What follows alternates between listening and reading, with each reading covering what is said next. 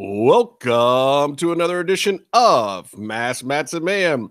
I'm your host, the Outlaw LA Red. You can find me on Twitter at JustinHarvey75. You can find the entire show on Twitter at MMMshow 75. And it's a special day. It's a very special day. We are being rejoined by the irreverent host of the Read More Horror Comics podcast and our occasional guest host who used to be our main star of the show, but that's not to be worried about, guys. Me and Byron can handle it without Casey when he's not here. But anyway, look, it's the professor, the Lucha Gringo, the host of Read More Horror Comics, Casey fucking Nielsen. What's going on, bro? Hey, what's up, motherfuckers? Casey at Lucha Gringo at RMHC Podcast. Thanks for fucking following me to the new podcast, MMMshow listeners, you fucking dickholes. We get like 6 listeners per episode. Fucking start listening. Well, maybe they don't know about it yet. I've plugged it a couple times, but plug the fucking show. What do you guys do over there that people should be coming and watch? Oh, dude, we read horror. Hold on, Casey has a podcast? We talk about this one? Yes, Byron. Where have you been? Have you been under a rock? I look at all of Casey's social media every day, and I had no idea he did another podcast. Well, thanks for stalking me online, but weird. Yeah, it is weird that you stalk me online so much, but it's kind of cool. We talk about creepy. We talk about new shit we read. We're about to do our 10th episode tomorrow. We're gonna record it, and then for a special surprise, I'm gonna tell you guys a surprise before I even say it on the podcast. We're going to watch a movie and do an episode on it after that. And it's going to be Curse of the Blind Dead, which is a movie you guys should all see. It's on Amazon Prime. You should definitely watch it instead of The Bates Haunting. Wow. I thought The Bates Haunting was very, very, very tragically made. No, dude, you know what? I saw The Bates Haunting with a record-breaking crowd. Of 5? No, we see, because it was before the Screamfest screening, so all of them were in there like during the good part of Byron's movie. And they showed for the end. Wait, Byron dies in his movie? There's a good part? You don't die in it, dude. It's not the part where he takes off the mask. Behind the scenes, I did. Look, Byron, speaking of you and filmmaking, when is your short coming out? I mean, Casey and I worked really, really hard on that thing, and we feel very disrespected that you haven't released it to the masses yet. Can we expect this thing soon? I don't know, man. It's pretty much done. That's cool. Did you keep my full frontal scene in it? It's pretty. I don't remember you guys. I'm sure you guys are there. I don't remember you were there, dude. You made me show my dick on camera. Of course. No, it's pretty much done. It's just I have to basically get the color grade exports from the guy who did the color grade, and then I have to put all the video and audio together so you have the surround sound. Look, it better be in there because you like Franco'd us and lowered us at the same time. Like you tricked us into doing nudity and you locked us into the room. You're being awfully generous about your age if you think I Franco'd you. Okay. Maybe not in that regards. But yeah, you reverse like, Jerry Lawlered us, god damn it. It's like moments away from being done, and then hopefully festivals and, hopefully on Vimeo staff pick and all that stuff. All right, get it out of the way, Byron, because no one really cares what's your tag and all that stuff. Where can people find At Byron Fever. Also follow MMM Show on Instagram because that's the one that I run. If you follow it on Facebook or Twitter, you have to deal with some. You could run the Twitter one too if I could trust you not to flame people that are going to be our guests the following week. Dude, don't give the fucking Twitter account to the guy that gets blocked off of the roster. Fucking true. Okay, look, here's the deal. If you get unblocked by Chavo, you can have the MMM Show Twitter. And I didn't flame him. I think I only tweet at him. I respect you and I respect your family and I have nothing but admiration for you. And I think that upset him and he blocked me. No, dude, you brought up Pepe. You never bring up Pepe. Oh, Pepe you did not bring up Pepe. For all of us, I would never do Pepe. Speaking of Pepe's, hey, what's up? It's El Pepe Meatloaf. Look, I can't speak. I got English muffin in my mouth in celebration of your presence. It's English. It's a muffin. Oh, it's got nooks and crannies inside. Crumpets. Do you want crumpets? Those are What are you hard. gonna do with Super. crumpets? Like, it's really hard to get crumpets in the United States. You have to go to like a tea house to get them. You can't just get them in like a supermarket. Oh, I thought he said Especially to make strumpets. We're not making crumpets, Meef. Meef, You can keep make it them PG. easy. You know how I learned the word strumpet? It was William Regal. It was. Because he looked at you and called you one. Yeah, he's like, oh, you look like a right sexy talk there. That didn't sound like him. You didn't but even say strumpet in that sentence. I know, because there was more sentences. I had to clean it up a little. Casey, in your absence, I did have a question in a DM from one listener that asked, "What is your best impression?" It's either Stone Cold or Skeletor, which they've probably. Has Skeletor ever made an appearance on MMM show? I don't know. Has Skeletor ever made an appearance on the MMM show? I wonder what that would sound like. I don't know. I mean, Byron's face is pretty close, but That's no, very I have bold. I have way more skin tone than Casey. Let's just talk. Okay, you know what? I just did it, and Byron. I have way more skin tone than Casey. It's done. The listeners needed to know that. Byron talked all over it, of course. He has more skin tone, but less dick meat. All right, so everyone who's listening to this show of their own free will at the beginning of the show is probably here We apologize. to talk about Lucha Underground. We had a pretty big response to just a question I put up this week about who people were most looking forward to. But I have a couple of questions for you guys. I wish Jim was here too. Jim had some unfortunate business to deal with his personal life, but I'm sure he'd have some awesome opinions on some of these things too. Look, we're literally a week away from this Lucha Underground thing taping again. And I guess my overall question for the day is, and you guys are probably very qualified to answer this, is Lucha Underground still cool? Hate to use the word cool because it's kind of stupid, but at the same time, I think that's, for me, one of the real questions. Some people seem really excited. Some people seem over it. Some people are kind of on the fence. Some people like the fact that it's going to be in this new ice temple. Some people are really like, oh, well, that just totally changes the whole thing and puts it in the shitter. I'm very curious and interested and excited because I like the TV side of it. So I'm really anxious to see like what they've done to solve a bunch of the issues and problems that they have.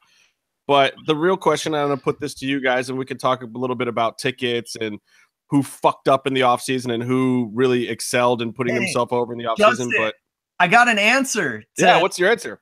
Dorian still works for them, so they didn't fix any of the problems. I will say this. I think it's important. This is very important right now. Everyone in the podcast who has tickets to all three tapings, I think, should raise their hand. All of the people in the podcast who didn't even bother sending in for tickets. Well, now, yes, but Casey, if your schedule was as wide open as it used to be, I mean, we know, hopefully viewers of this show understand that we would all be hanging out with Casey a lot more if his life hadn't gotten like real. Yeah, and it's going to be like another, I mean, I'm in the middle of my second of 4 semesters right now. Good Lord. I get the summer off though. Like, Which one do you have the kid? How many more? I don't know. I give You birth guys get to that? birds like Mork and Mindy. So Jonathan Winters is going to come out of an egg. Nanu. Fucking timely reference for you motherfuckers. But no, I'm going nuts over that right now. I'm in a teaching credential program right now, and it's a really horrible, upsetting time for that right now. But I'm in the middle of it, and let's see. So yeah, I'm in the second semester. I actually have to start teaching my next 2 semesters, so my schedule is going to be even worse. So far I'm surviving. I'm taking the hardest class that I can possibly take right now, which is the methods of teaching English. That's what I'm going for. And also the hardest thing, I mean, you guys hear me on this podcast. I can't say fuck or shit or anything around these fucking kids. Like, what the fuck? Yeah, I've always wondered how you're going to be able to do that. So, but that means for you fine folks out there that if you have well wishes or curses and damnations or just any thoughts to send to Casey, you can send them care of Byron and Justin at the Ice Temple. Because Or we'll be there and he won't be. So don't ask me when you see me, where's Casey? Dude, I know I'm going to hear it a million times. Like, where's Casey is all I'm going to fucking hear for at least the first 2 days. Just say with your mom, bitch. That's all you got to say. Which is probably going to be true. So no, dude, you know what? You wanna know I won't Casey verify is? that. Email me at rmhcpodcast@gmail.com. No, wait, shit, that's not it. Yeah, you know what? Fuck it. Email me at that address. I'm not going to read it anyway. well, so I do want to talk about, even though Meef and Casey are not attending, I want to talk about this ticket thing because it was the big news of the week in Lucha Underground. They announced on Tuesday, anybody who was part of El Rey Nation got an email. Mine was buried deep in a junk mail folder thanks to the new setup with Apple. Apple just decided that, and I used to read my El Rey newsletters all the time. I would take their surveys, everything I was supposed to do as a good little believer, I did.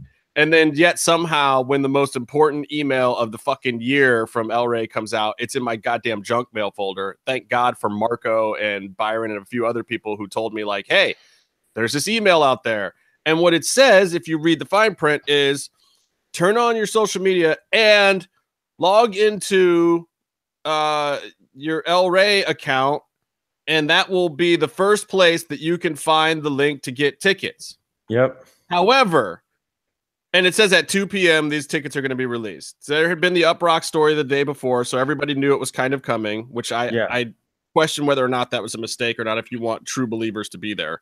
Because most of us don't read Uprocks. Justin, was Uproxx one of the sites that stole our Eric Van Wagner interview without it?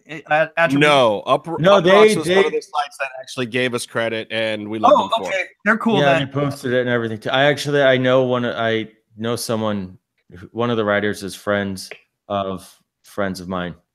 Yeah, and he's the one that I won't call them Upcocks anymore. I'll stop. No, they're all good over there, but at the same time, I feel like if you want to reach the actual believers and the people who have been there before and whatnot first, I don't know that the Uprock story is the way to do it. El Rey Nation might be, and for believers that aren't part of the El Rey Nation, now you know, like, look, the network is paying for this damn thing, and that's how they want to disseminate information.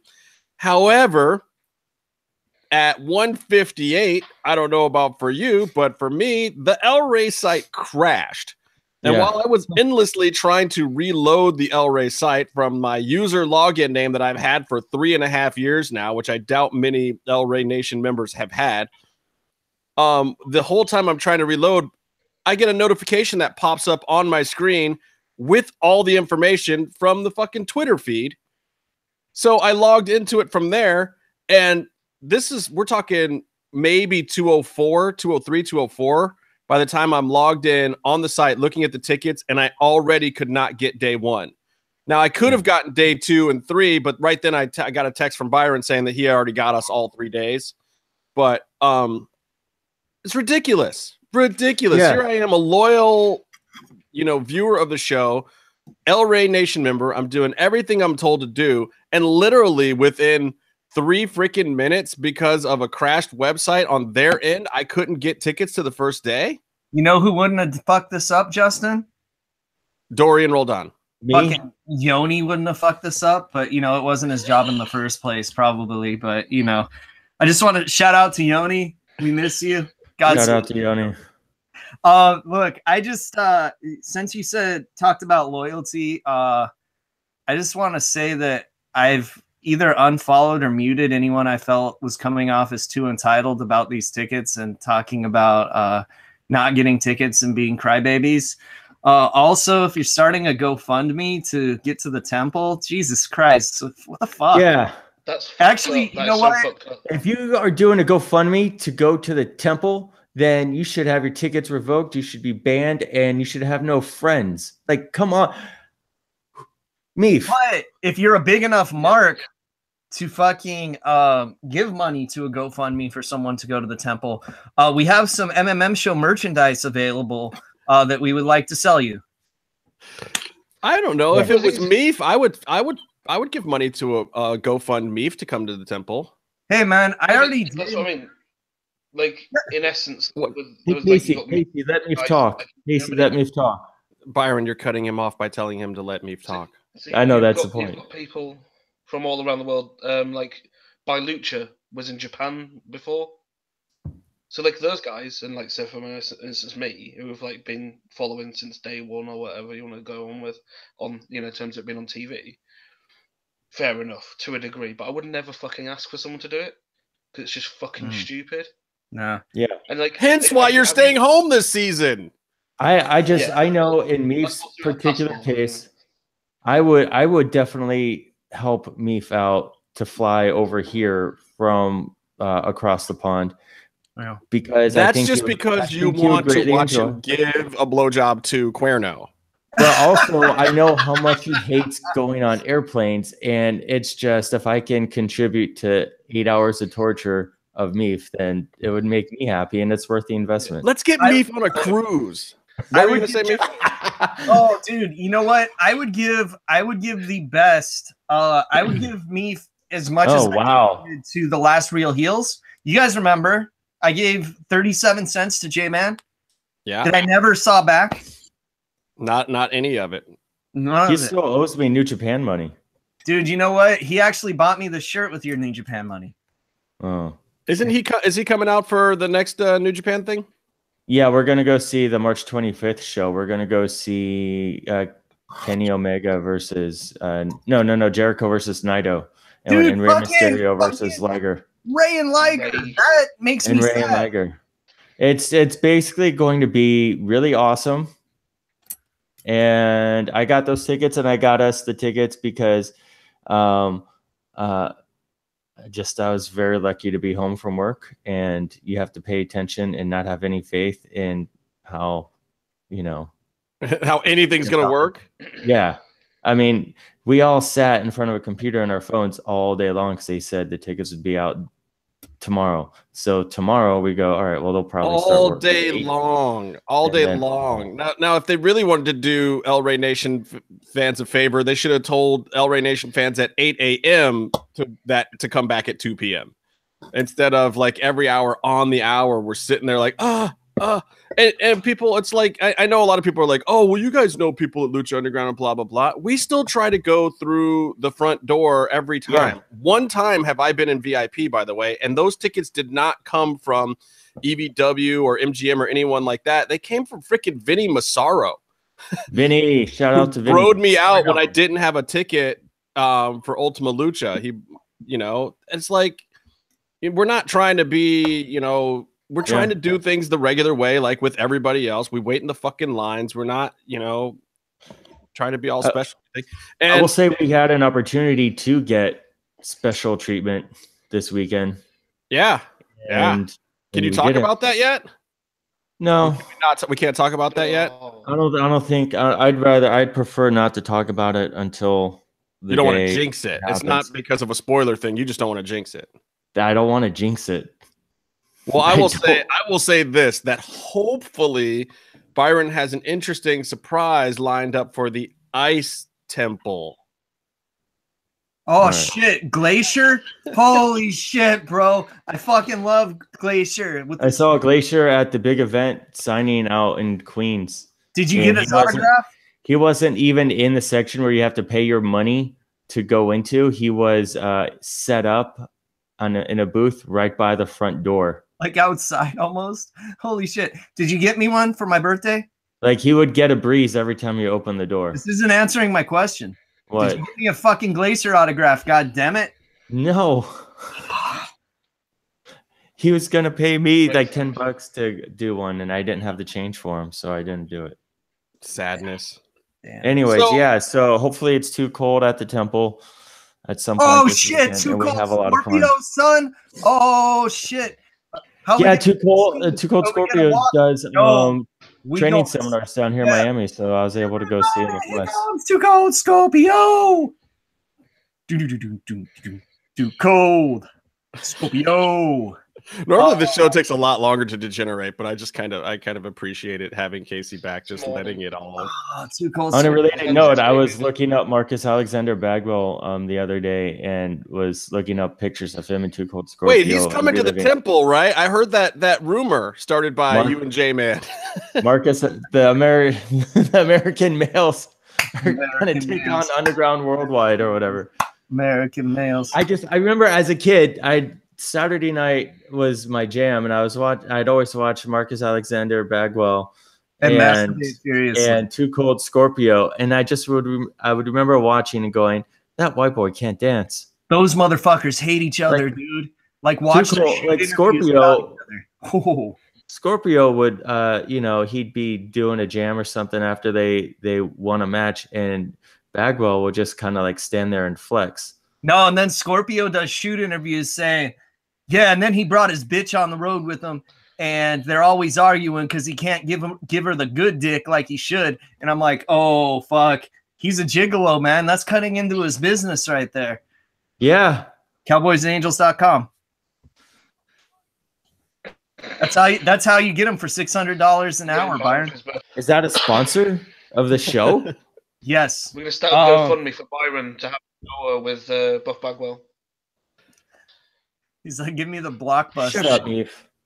Why are you shutting down Meef? Meef is like the nicest guy on this show. He just said we should start a GoFundMe to get me an hour with Buff Bagwell, and you're calling him nice? Yes, go fund yourself. That's a nice thing. Dude, it's kind of bullshit because I know this dude that tried to these dudes organized paying Buff Bagwell's booking fee for wrestling to just wrestle one of their friends that wasn't a wrestler at some indie show. And then when he found out it was just some guy, he wouldn't do it, even though they were willing to fully pay all the money. Why? I think that would be more in line with his work rate. Exactly. It would have been a match made in heaven, Buff and somebody who can't wrestle. Yeah, dude. Great booking. Honestly, though, like, how funny would that be to just fucking pay for like Byron to wrestle Buff Bagwell? But and in this corner, a guy who's never wrestled. And in the other corner, some new guy. Because Byron. All right, so wait. So let me get back. Bagwell on a pole. Oh God. Oh. Can you book her? Can you book her on a pole? Keep it PG. Come on, kids, watch this. Do they? All right, so let me go back to the tickets thing. So tickets were acquired by Byron. I'll give Byron the props because if it had been up to me, we would have missed day one. So he got us some tickets. He even got us bleachers the first day, right? First and third day. The second day, I don't know where we're sitting. Okay. Look, a lot of people were probably all over that. So then we need to figure out a few things, Byron. Like, so now the new policy is basically you go through Eventbrite and you get these actual seat numbers. Yeah. So we have labeled bleacher seat numbers. We're in the first row, the first day. But while you're talking, Casey, and it popped up on the YouTube, so it became the dominant channel. He put a little Steve Urkel doll while you were talking, as if like that was your voice. No, it's his penis. Look how he's laying, and then see what he's doing. He's amazing. mocking you, and I want to stand up for you. Actually, are you trying to say all black people look alike, Byron? It's Black History Month. I don't know if you could say that during Black History Month. Yeah, where's your celebrate Black History Month Bitmoji, Byron? You piece of shit. He likes hockey, Casey. He likes hockey. There's no appreciation for black anything in his body anywhere. I'm in Florida right now. If I don't say anything mean about black people, I'm already above average here. Oh yeah, the Macho Man. My Macho Man's fucking okay. So basically, the guy who was able to get Casey and I front row seats for all 3 nights of PWG a few years ago was able to get tickets to all 3 nights. Lucha Underground were in the first row bleachers the first night, but they give out the seat numbers. Justin, that's a good point. Well, no, so we're like the first row, the first 2 seats in the bleachers, which probably means we're off on the side. Like we're not right in the middle of the bleachers. So as cool as Byron thinks he is, Byron maybe can suck it because we might be in a horrible place, but we'll find out. But so there's some weird stuff going on. Now, people were saying, and I haven't seen this myself though, that because they're actual physical tickets, they are now being scalped. Is this true? That people are scalping tickets to Lucha Underground? It's going to be really funny when people start scalping the tickets and paying for them, and then they say that you need your ID to get in, because it's going to be fucking hilarious. I wonder if that's going to happen, because the ticket does have your name on it. Yeah. But what if you just put null in those fields for the ticket thing? Could you have done that? No, because you still have to sign in doing the ticket, you sign a release and you verify how old you are, and you do the bodily fluids release and all of that. So they better still do that when we're there. I hope Gotta so. hear about bodily fluids when we're there from the lawyer. Except I think she stopped doing it. Didn't they start having the new AD or somebody else do it instead of her, or somebody from marketing or something? I think Josie does it. Someone does it, and we chant it. Whatever happens, we chant bodily fluids before every show to christen it. Yeah. And leave. Well, if Sammy can't house. sell that, So the new ticket policy, I'm really torn whether or not this is an improvement or not. So what it means is hopefully there won't be a whole lot of waiting around early. I have a feeling a lot of people are still going to try to show up reasonably early just to see old friends and tailgate a little bit. Though I have a feeling there's going to be a lot of new faces. I saw a lot of the regulars who were missing days or begging for tickets. You know, the Roses were looking for tickets, and a few other hitting people. Everyone up on social media. Yeah, a few other people only got 1 or 2 of the days. Germany. Well, yeah, he'll be a new face then because he wasn't there before, right? Yeah, dude, you know what would be cool is if they just banned everyone for life that complained for even 1 second. Well, it's just that there used to be an email out where the regulars, a small group of regulars, would get an advance notice to get tickets, which helped out because that was able to maintain a section of the crowd that knew how to be rowdy and knew what was going on, and that would keep the enthusiasm up.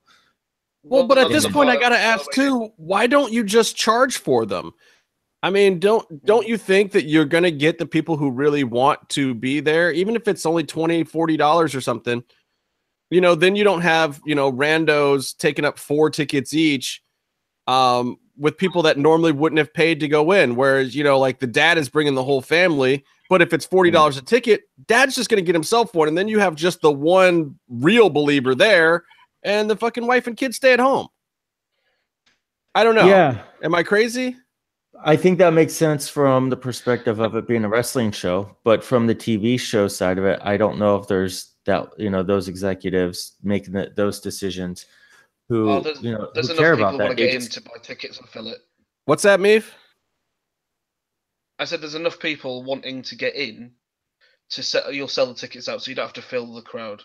You know, if that's what you're worried about, like actually filling the TV audience, like you could charge people, they'll turn up, and that might actually help pay for things like, you know, add to the. Well, I think that is actually, I think, part of the problem, because if the tickets are being done through MGM doesn't care about making money at the door because they're not going to get that money. That money is going to go to Lucha Libre FMV, but they're also not the ones setting up the tickets. So then I think that part of the issue is if you start charging for tickets, then basically Dorian gets control over how the tickets are done. And I don't think that EV Dub and those guys want to give up that power. So that probably is part of the issue with tickets. And as soon as they charge, I think it's basically, it goes to the FMV, because keep in mind, MGM is already paid for whatever their services are that they're providing that day. They're paid up front. They're paid in milestones. They're paid like a TV show. MGM, it's not like Viacom that owns Impact or whatever, you know, it's not like one of those scenarios where they have some stake in the whole thing. They're hired to produce the show. So you get these weird scenarios like this where it's just so unlike other wrestling programs where the person producing the show would benefit from the house show sales or from the day of sales or the t-shirts. MGM doesn't get any money from that shit. So why should they care? No, and I don't want to line certain people's pockets. I just hope that all these newbie fans know enough to fucking mark out for Rey Scorpion when he shows up. It's my guess of who's coming. Well, that's that people are getting worried about, isn't it? I think Rey Scorpion's going to be there eventually, but you know, that's just me. So? I think so. Well, okay, and I want to talk about that too, but first I want to talk about the new Ice Temple. You guys have seen the pictures that were on Up Rocks and some of the stuff that's been disseminated. I've talked to a couple of the people that have been down there during construction, and it sounds like they're still, or as of a few days ago, they were still working away on finishing up the construction. Good. Am I crazy, or does it look like it seats less people now? It looks like it seats less people, and it looks way fucking less cool unless they're gonna be doing a lot of new set dressing with this construction. Hold on. It looks way more cool. It's Okay. a fucking ice temple, dude. You know what? It's like a fucking hockey arena. That's why. Look at the blue lights. The one thing I was going to Is say. it getting cold in here? Right. A conversation So first of all, place. Glacier is limo guy confirmed. Dario's dad is going to be played by Ray Scorpion, even though he's I heard probably younger. And I heard this rumor. I heard this rumor that Arnold rents the Mr. Freeze outfit. I don't know. Casey may have been the one who told me this for $1 a year, and I don't know if that plays into any of the Cigar Man / Ice Temple / Ice to Meet You rumors. I think everyone just needs to chill about that shit. Byron, it's ice to see you. Ice to see you. Whatever. Ice to meet you. That's like an Incubus song. Oh God. You just made 3 of us throw up in our mouths. What I was going to say about the new temple layout was I raised the seating issue, saying that that possibly means less people. And from someone who's been down there, they told me, no, it actually fits more people. Okay, so Jim in the chat room is saying that we should look at the seating chart, but I can't get back to the seating chart in the Eventbrite thing. Yeah. I tried to go back on the page, but unless you're actually selecting to do tickets, it doesn't seem to show it to you anymore. What can I say about this new temple design that hasn't already been said about Afghanistan? Well, Brian said Cervantes, who runs Cervantes. Man, you love hockey. Cervantes. I know I'm like the whitest cracker. Play some fucking Soul Calibur, Byron. Jesus Christ. Kevin Gill has better pronunciation. Whatever. I know I'm the whitest honky here in a room with a British person. I know. Which is saying something, because you're right. I'm a big old bucket of mayonnaise. I get it, but I'm trying to get props to Brian because he was. Wait, say that again. How do you say mayonnaise, Byron? You say mayonnaise. So Brian, he also says salmon, so don't worry about it, Casey. There's an L in it. Why wouldn't you use it? And when he types it, it's salmon. So Mr. Brian is married to Thunder Rosa, who has to be babe. Oh, what the hell? Right, and Cobra Moon is single, so she gets more fans that spend money on pervy stuff from her. So she makes money. Byron, you're fucking I said Thunder Rosa, not Cobra Moon. Thunder Rosa is also not married. What? She's got to sell merch at indie shows, you douchebag. You never say a hot female performer is married because that cuts into her paycheck. Oops. And Brian is very secure. He knows that she's going to come home to him. He doesn't need you to tell the world that. I'm trying to say how much credibility that he had when he was saying that when he's talking about the numbers. I mean, this is like saying Melissa's baby is not Phoenix's. You're just a douchebag. First of all, I'm not going down that road at all. Please let them bring it to the temple of little Phoenix. Guys, you think the baby knows how to announce matches, or is it genetically engineered to get people's names and hometowns wrong? Oh God, I really thought we would be talking about Sid by now. This is depressing. Anyway. Brian said that he thinks there's less seats, and I think he would know. I think he or someone he knows would have been there. I don't know that she's been there because she's been working. Isn't she down in Arrow, Lucha this weekend with a? Oh yeah, she's all over the place. Cold, and still performing and working her butt off. All right, so that's the other thing I want to get to, and this will kind of lead into what Byron was talking about. Anyway, the Ice Temple, I think it actually looks good. I think it may end up even looking better on TV, but I didn't quite understand the seating from what I saw there. And keep in mind, those pictures were not finished Ice Temple. So we'll see what the storyline is going to be. That'll be very interesting. I'm sure they'll tie it into Dario being shot. I wonder if there'll be a new proprietor of this new temple or what our reasoning for being there will be. And I also wonder if in future seasons they'll stay at this location or if they'll try to move back to the original temple at some point. Future seasons. Yeah, they're gonna go for. Well, look, I believe, and you can quote me on this, that the pickup for seasons 5 and 6 moving forward will be a much simpler affair. There's already options in place, and as long as ratings stay in a realm that they like, I believe that they will continue at the same budget that they received for this season or more. I don't believe that El Rey will try to negotiate down the price again for those 2 seasons. So basically, I believe the agreement's in place that if everyone is happy numbers wise, that for this price, it's pretty much a sign one piece of paper and seasons 5 will get greenlit and season 6 subsequently. The deals that are still looming out there are whether or not Netflix is going to pick up season 3 of Lucha Underground. And honestly, Justin, it's not just Netflix that hasn't picked up season 3. It's Samurai TV also, because on one of the message boards I posted on, some of the Japanese fans were wondering where the fuck is season 3.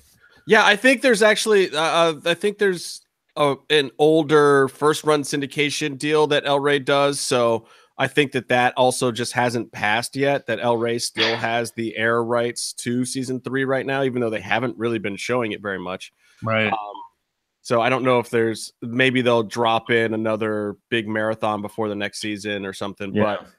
But keep in mind how long it was after season 2 before we saw the Netflix thing happened the first time. I mean, and that deal was actually already being discussed during that airing. So I think, you're looking at a decent lag time before it hits Netflix, but hopefully I'm hoping that it drops on Netflix right before season 4 starts airing. I think that would give it the most bang for the buck. Cause even guys like me who saw every episode twice at that point would love to go back and probably rewatch some stuff just to refresh before you go into the televised version of season 4. Yeah, and being able to say, hey, motherfucker, watch the War is Hell episode and fucking check this match out. That was the coolest thing I've ever seen would be pretty useful for getting new fans involved. And look, it is Black History Month, and our trio's champions are all black, and that is ancient history at this point, because I remember being there live for that, like, I don't know, what, 2 years ago? Yeah. How fucking long? That was like 2 years ago almost, in spring, right? I think so, yeah. Yeah. Or at least when that season started. I mean, we're a year and a half well, or something. It took them a year from the actual temple date. They were still playing episodes because of that weird hiatus. So, because I remember us doing an episode where we're like, it's been a year since we've fucking been at a taping. Right. Yeah. And I think it's been a year since we did that episode. Yeah. And I want to congratulate you guys on getting 2 episodes out during that 1 year period. At RMHC Podcast, episode 10 records this weekend, baby. Woo! You're catching up to us fast.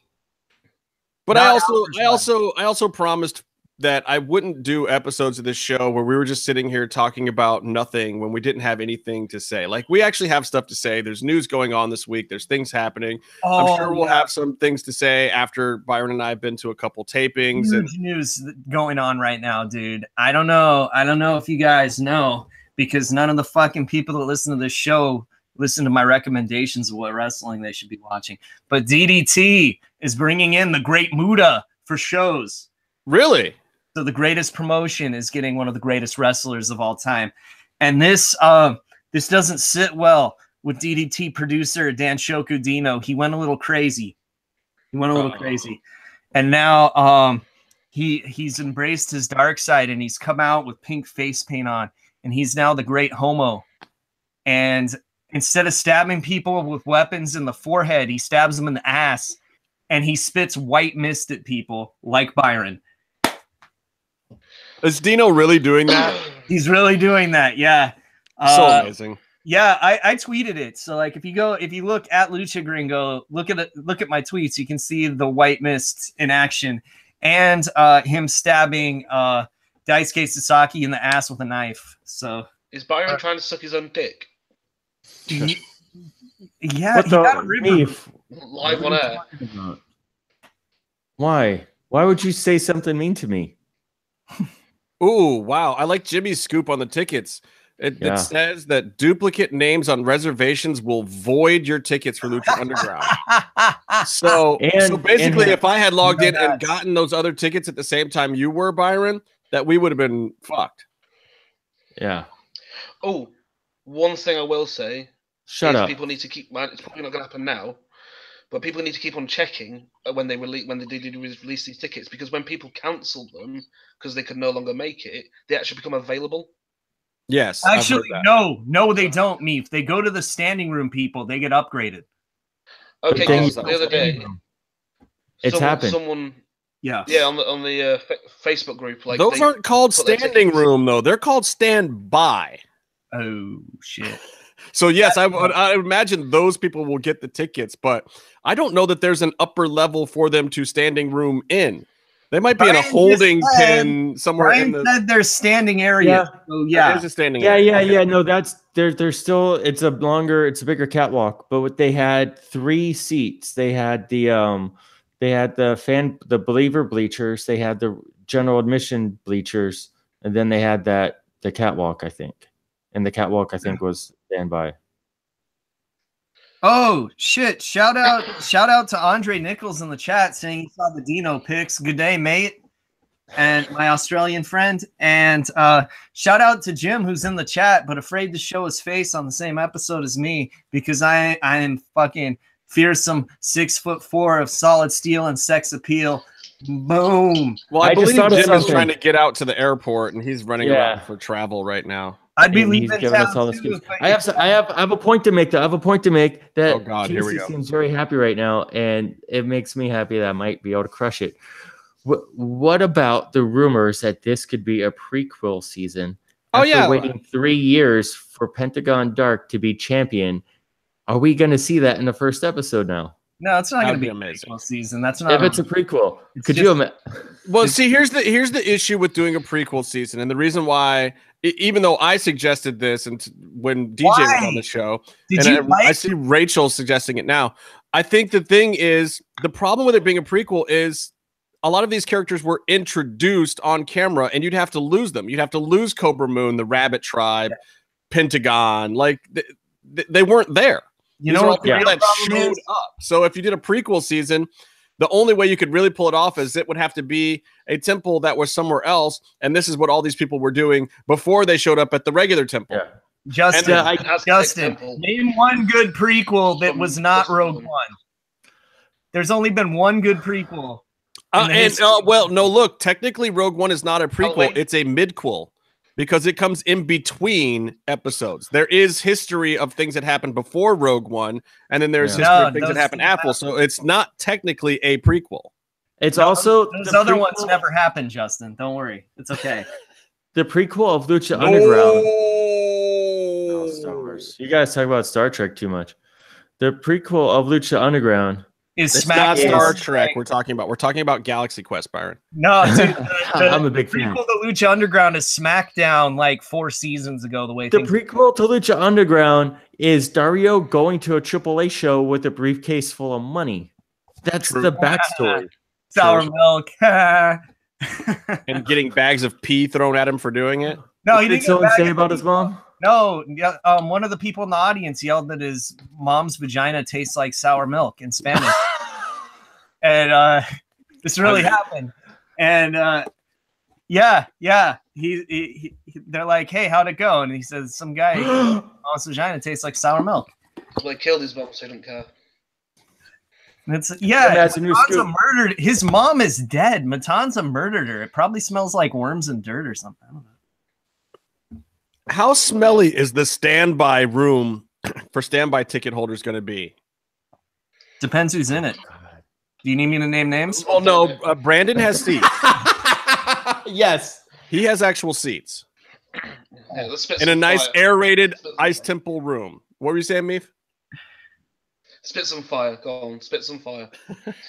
Who the fuck is Jagos? Asking why I'm like dodging. You're ducking people. I don't know who the fuck Jagos is. Because it's You know who it is? It's secretly Chris DeJoseph. He wants to know why you've been ducking him. Maybe Every time Chris comes on the show, you're not around, Casey. It's official that you're ducking Chris DeJoseph. Then why is he giving himself a username that sounds like a half-assed Thundercat or something? He's a man of the people, and he speaks for the people, and they want to know why you ducking people. Jim, by the way, has another correction on the standby tickets. Says you may watch on monitors from an overflow room at event discretion. If seats or standing room become available the day of the event, we may accommodate you.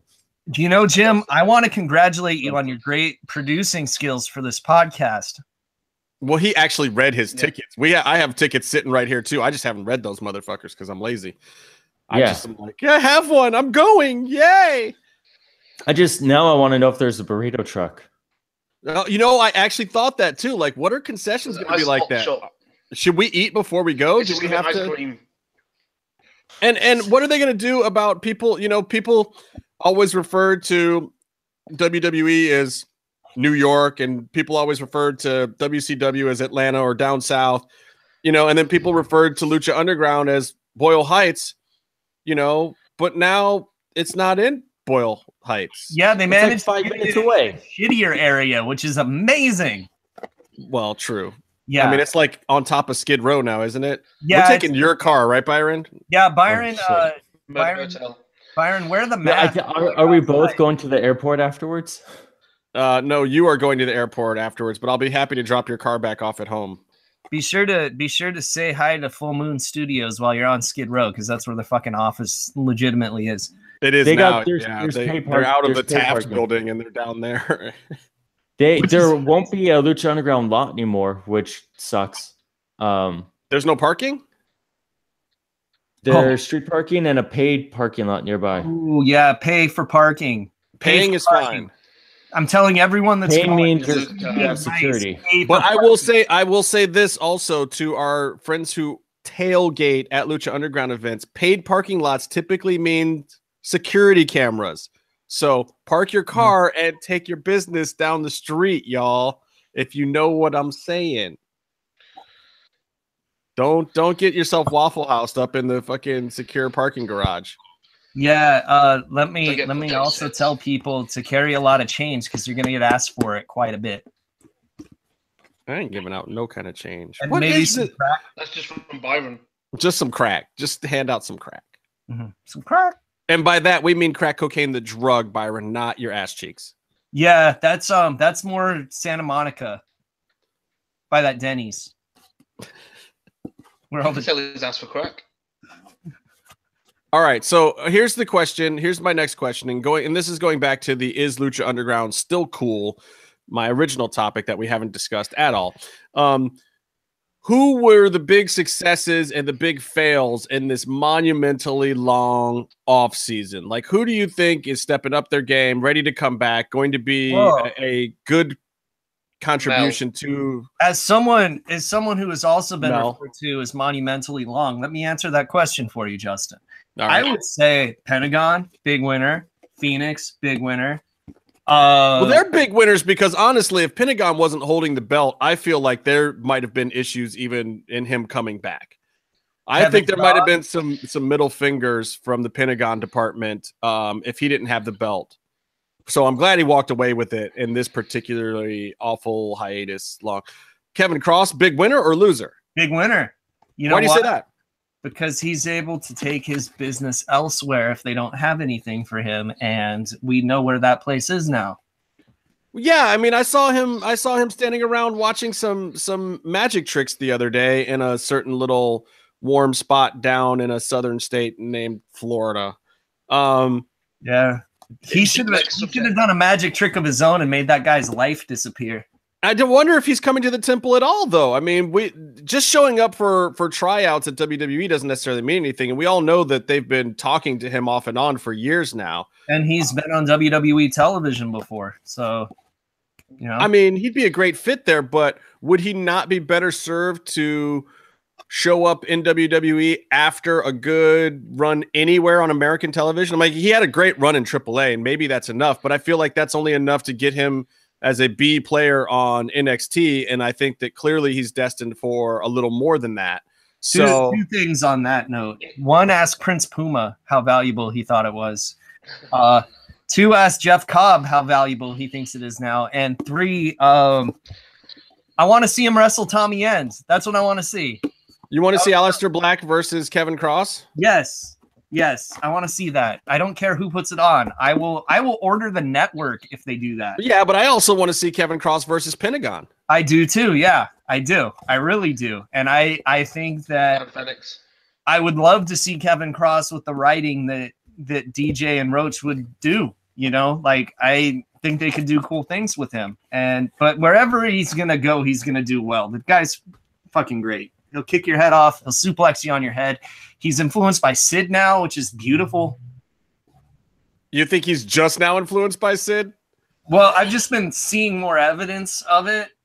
I mean, I think he should go full Sid, never mention Sid, never truly pay homage to him. Just kind of not inherit or take over, but inhabit some of the Sid gimmick. Have you ever seen Tropic Thunder, Justin? You never go full Sid. You never go full Sid. I think that Kevin could pull it off. That involves like putting squirrels in your fucking pants. That trying to kill people with squeegees. Okay, so but I get Kevin Cross aside, and I agree with you, Meef, that Mel, our friend Thunder Rosa, Cobra Moon, also has excelled in the offseason. Oh, hell yeah, she got to the point where yeah. Her part on Lucha Underground is undeniably going to be larger because at this point you don't even bring her back unless you're going to do more with her. And I think DJ pretty much confirmed that last week with us. I'm very curious to see where Luchasaurus is at because we know he's put in a ton of work with Johnny Mundo in the offseason. We know he's worked on crazy flip bumps. His work rate is up. His knees are holding up. He seems to be poised to be the next interesting big man in Lucha Underground if he can provide all the things that he should be able to provide that he's been doing on the indies. He's got to actually show up and do the work now. So I think there's a little more of a question with him simply because the work for a credible big man like that is harder than the work, say, Thunder Rosa would have to do. Don't get me wrong. Going up against Cheerleader Melissa and Taya and those girls is not easy for any female wrestler, you know, let alone one that's been in, you know, the amount of time that Mel's been in. But I think she's up to that challenge. I think it's an easier challenge than the one that Luchasaurus faces because he's going to have to go in there and bang with, you know, El Macias and these guys that are other credible monsters, huge, powerful guys. And he has to work to their work rates because they're the veterans, not him. So it'll be interesting to see how that goes. But I think that I put him in the win category too. But Casey, you mentioned Ricochet and Cobb. Mm-hmm. And Byron, you might have some opinions on this. Are those guys in the win category? No. You know what? Cobb would have been if he stayed in longer. But they decided to listen to shitty ass Michael Elgin and fucking first of all, fuck Big Mike. And second of all, if he was in New Japan, he would have done great. And see, Meef agrees, right? Tell him about Big Mike, Meef. He can go fuck himself. Meef has no comment. With a fucking sharp stick. What? Say that again, Meef? You were breaking up. He can go fuck himself with a little sharp stick. Oh, right up the pooper. No, in the face. Oh, man, this is like, okay, Cobb was at Raw backstage and made a very big point of showing it. I wouldn't try to use that as a negotiating tool when he's a character that's literally a spirit inhabiting someone's body that can jump fucking places, which we have two of, but we have two of a lot of things in Lucha Underground, DJ. Son of Havoc, Son of Madness. You know, let's get some Ricky Mundo in there too. There's two of them. Yeah. Look, when DJ writes stuff that he likes to write more of it. He likes number 2, apparently. So Fika-Philiac, Krista Joseph, is writing number 2 into a lot of things. Or he's just like Two-Face, where, you know, he's obsessed with the number 2. But realistically, can't we just blame Son of Madness on Stolman? Probably. I mean, I guess DJ's the head of the writing team, so he should have never let it pass. But I have to feel like it's Stolman's idea. Do you know how much I like the guy that plays Son of Madness? I know. Kevin's great. Yeah. Let's go, Kevin. Kevin sucks. We're not shitting on Kevin. We're shitting on Madness. Byron, what do you think about the Cobb situation, the Ricochet situation? Well, you don't hear a thing you're saying, Byron. Yes. Result. Should I just do Byron's answer as Stone Cold? I believe you should, because Byron has had technical difficulties once again. It's going to be racially insensitive. He's like, my haircut is worse than when I was in the Hollywood Blondes. Nothing can be worse than that. Unplugged.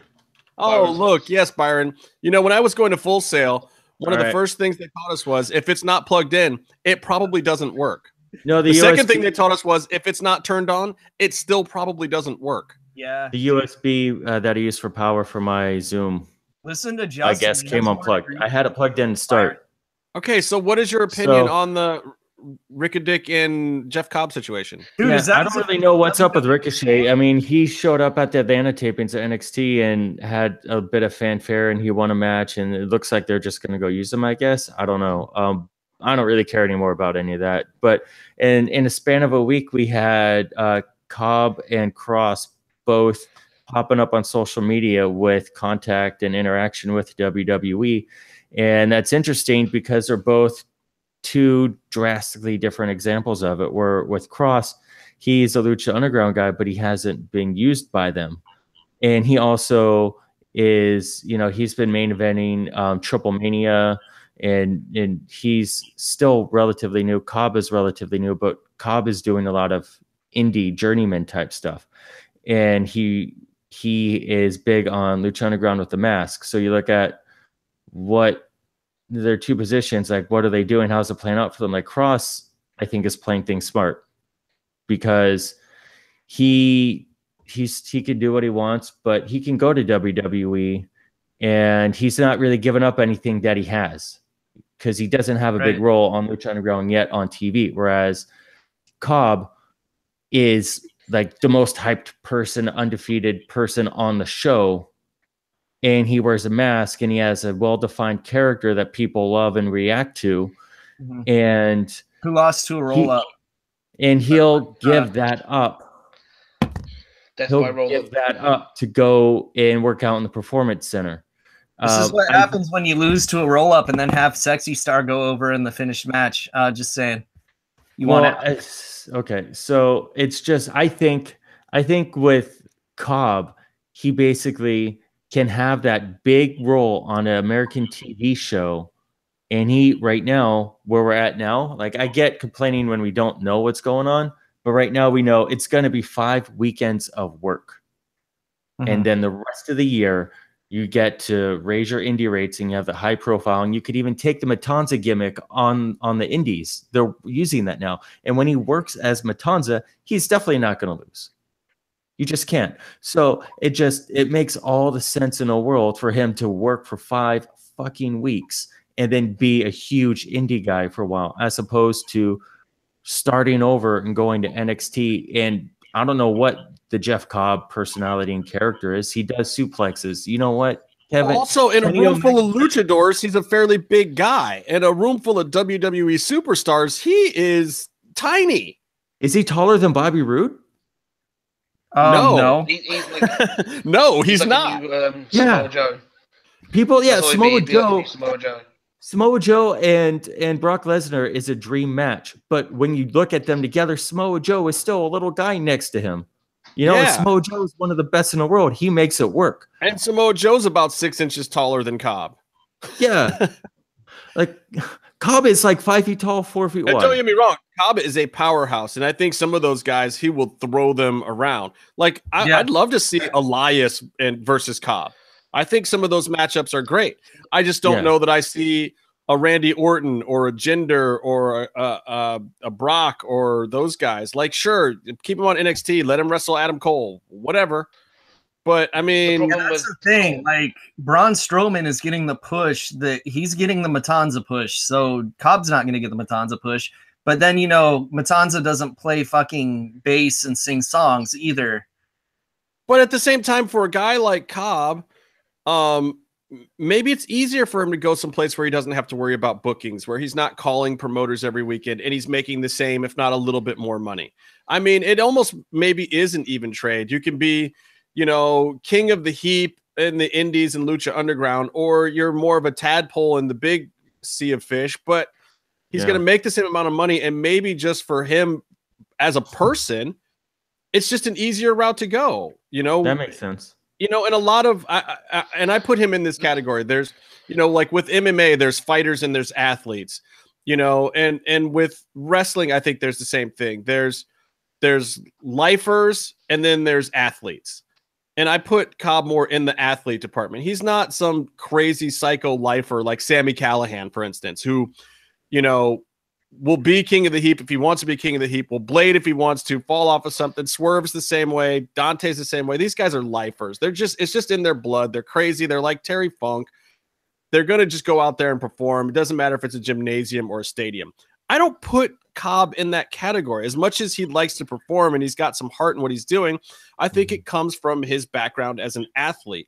And for an athlete, they like coach to tell them what to do. Put me in, coach. What's the play? I'll run the game plan. I'll do the thing. To be the real success on the indies that it takes, you got to do like what Mel's doing. Start your own promotion. Go wrestle for everyone else's promotion. You know, be totally into it. Try new gimmicks and new spots all the goddamn time. Like, you know, figure out how to work a room. Be a heel one day, a face the next. With Technico, Rudo, whatever you want to say. Like, I don't see Cobb being the on your toes guy like that who's going to go out there and work the scene. I also didn't see Ricochet being that guy either. I think Ricochet can do it a little bit more, but I think that Ricochet is more a guy who's going to show up. He's going to do the spots you tell him to do. He's going to do them the way you tell him to do them. He's not going to fucking Sasha Banks him all over the place. He's going to do what he's supposed to do. And maybe he's a put me in coach kind of guy. And so is Cobb. So maybe WWE is the place for them because there's plenty of people to tell you what to do there. Yeah. I don't see what's so interesting about Cobb as just I like him, you know. I think he has a great attitude as far as, you know, being in the locker room and being with fans and stuff when we've interacted with him at Lucha. But just as a fan, when he walks into the ring as a wrestler as Cobb versus as Matanza, I don't know what's interesting about him. I don't know what's unique. So what's more exciting, PWG Cobb or Lucha Underground Cobb? Did you guys see? I think Lucha Underground, because there's stories and implications. Did you guys see Lucha Underground Dark Match Cobb, but when he was a heel and not a face? Oh, before I saw him when he was doing Matanza without the costume. Yeah. See, like, I think that's a good look. It reminds me of Dr. Death Steve Williams, which is fucking awesome. You know, like, I think he could get over like that. Yeah. I don't know, man. I like Cobb a lot because I like wrestlers that wrestle different, and it's fucked up that being a wrestler is wrestling different these days, but it is. And like when you would watch WWE and Regal would be wrestling and they'd be calling his style unorthodox, and you're like, what the fuck? He's a scientific wrestler. That shouldn't be unorthodox, you know? I mean, he does these suplexes and these slams that no one else does, like his finish, the Tour of the Islands, and, you know, where basically you do a power slam and then you reverse it to another power slam. And he does that with a few suplexes, which I think is cool. But he also does a lot of just like deadlift stuff. Yeah. And that's cool, but everyone does that. And guys a third his size are doing deadlift gut wrenches. That and Cesaro, it's Cesaro's thing. And Kenny Omega does it too. Kenny Omega is he's not known to be a body guy. But my point with Cesaro is that he's already in WWE doing it. Yeah. But you could do it in NXT. You could do NXT is a different world. Like you have Nikki Cross doing that fisherman neckbreaker or whatever thing. And then Elias is doing it on Raw. Yeah, you think the Asians would be working a little harder on that. We lost Justin, so I just want to remind everyone as we end the show right now, No, we're not ending the show. Justin will be back. But so it's just there's a big debate over whether or not Let's talk I don't MMA. know. Like right now. What would Cobb?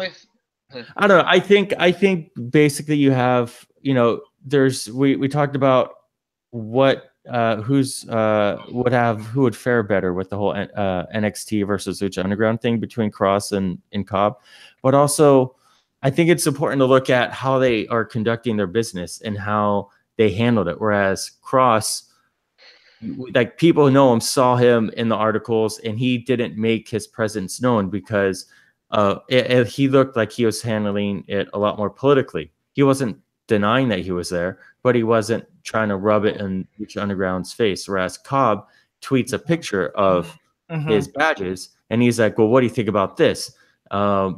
I don't know. Like, what do you guys think about how they're? He's a petulant child. That's what it looked like. And I mean, that was 100% the purpose of that shit. Yeah. Yeah.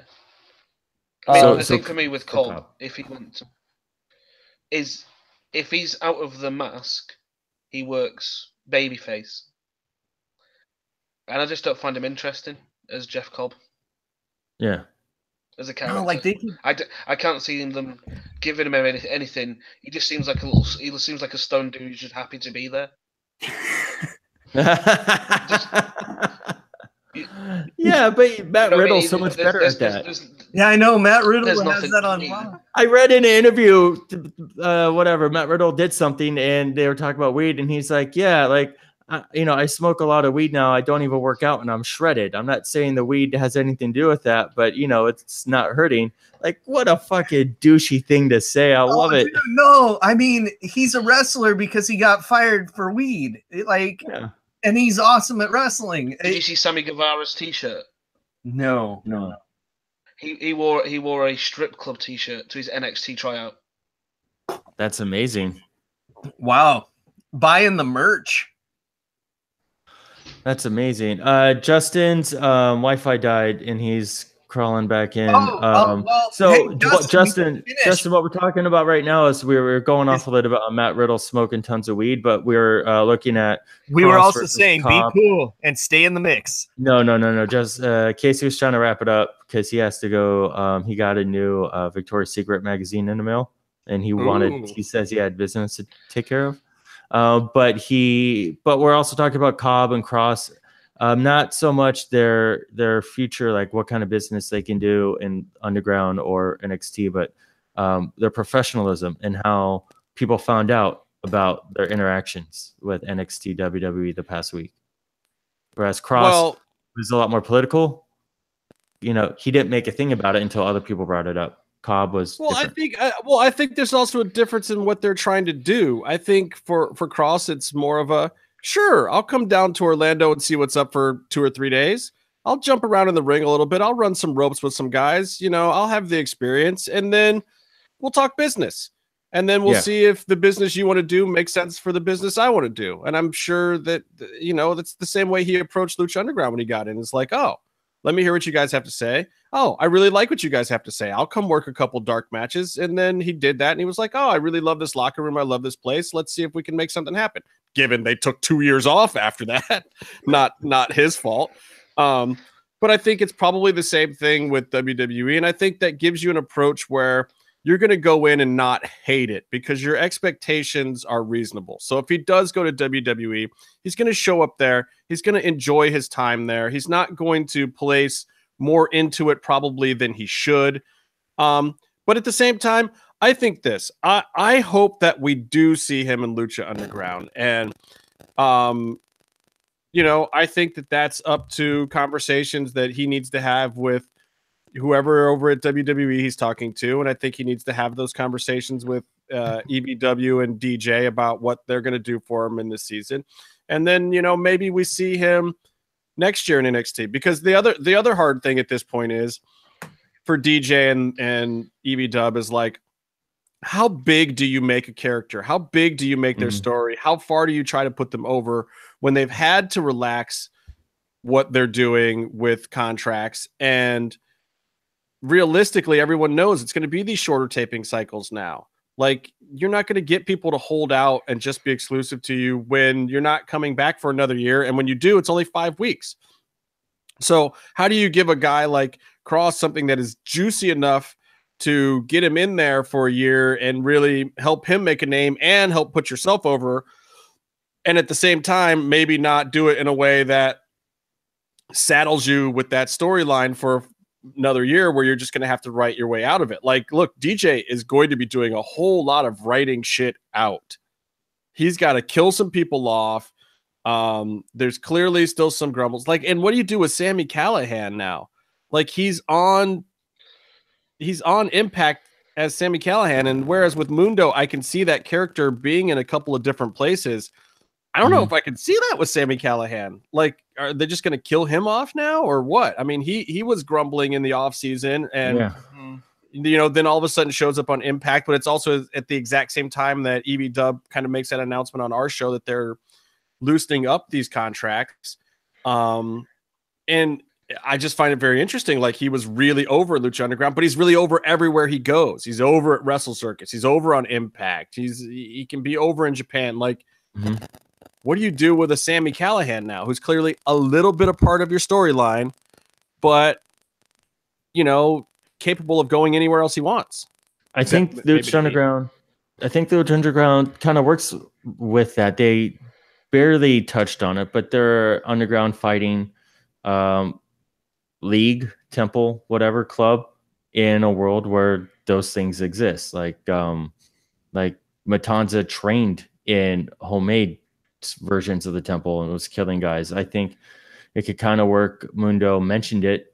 But I think the big strength is that indie wrestling has so many more options other than WWE now. And the fact that Lucha Underground is going to make itself a stable thing that you could count on for what it is, I think that will help wrestlers commit to the show. Like, they may be able to say, I'll come back for 3 years. They'll make the most of the rest of the 11 months of the year and know that they're going to be a part of a really kick-ass TV show that's unique. And it helps out like a guy like Cross, who is still, believe it or not, relatively new to the scene and you know, in the ring with a variety of competitors. He's gained a lot of lucha experience, but we all want to see him in Japan. We all want to see him have a lot more high-profile American fights. It suits him a lot more to go to Lucha Underground, which plays to his strengths, where he's a very intelligent person conducting business and also like conducting his character. He does all these great promos and things on his own. Imagine that with DJ and Roach and the production value behind him. Hey, like that would do more. X-Pac, by the way. What's up with X-Pac?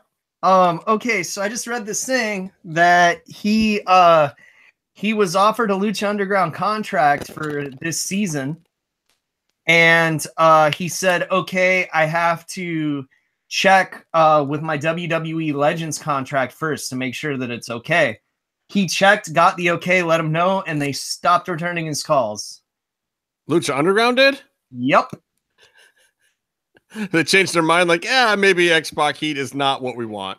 Dude, X-Pac would be awesome. And he's one of the best minds for wrestling. I never understood the whole X-Pac heat thing anyway. There was like 2 weeks where he got no reaction. 2 weeks, and they were poorly booked. Like, it had nothing to do with him. And then all of a sudden there's this phrase X-Pac heat, which I still use to this day, but I think it's just more ironic because he was never not exciting. He was never not over. There was like 2 weeks of quiet audiences. That's it.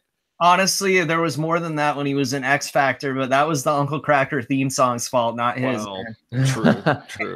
And just incredible because he sucks. But I hope all the best to that guy.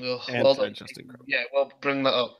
Yeah. Former ECW champion, just incredible. Let's not forget. I know. Believe me, I saw several of those matches. 3 hours each way to watch him as champion. Yeah, there was a couple in there where you're just like, really?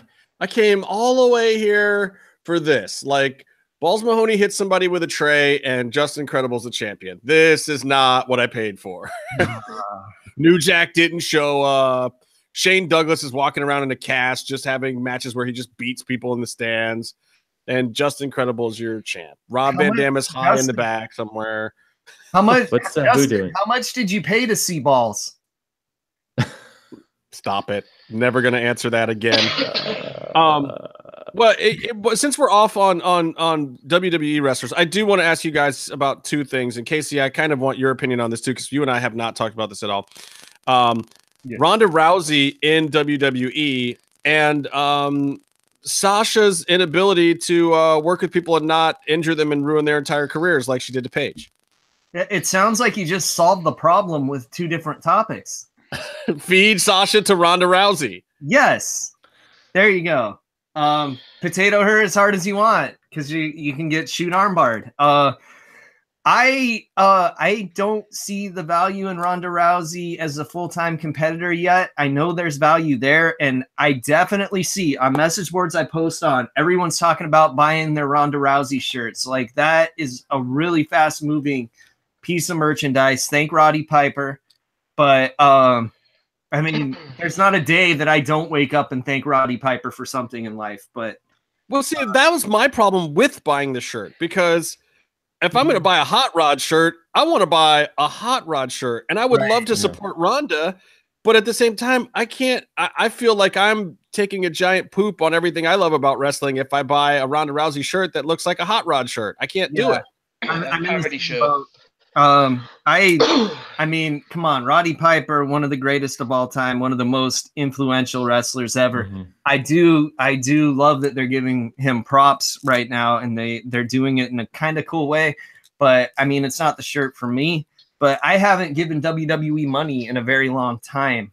The only thing I'm really spending wrestling money on right now is DDTUniverse.com. I bought this Los Ingobernables shirt, which you can get at the mall now. How fucking crazy is that, dude? I have one of that. I might wear it when I go to their show March 25th. Speaking of which, Byron, you need to find out if we can wear MMMshow shirts to Lucha Underground or not. I know we asked EV a while ago, but that was like two years ago, and I don't know if that still applies.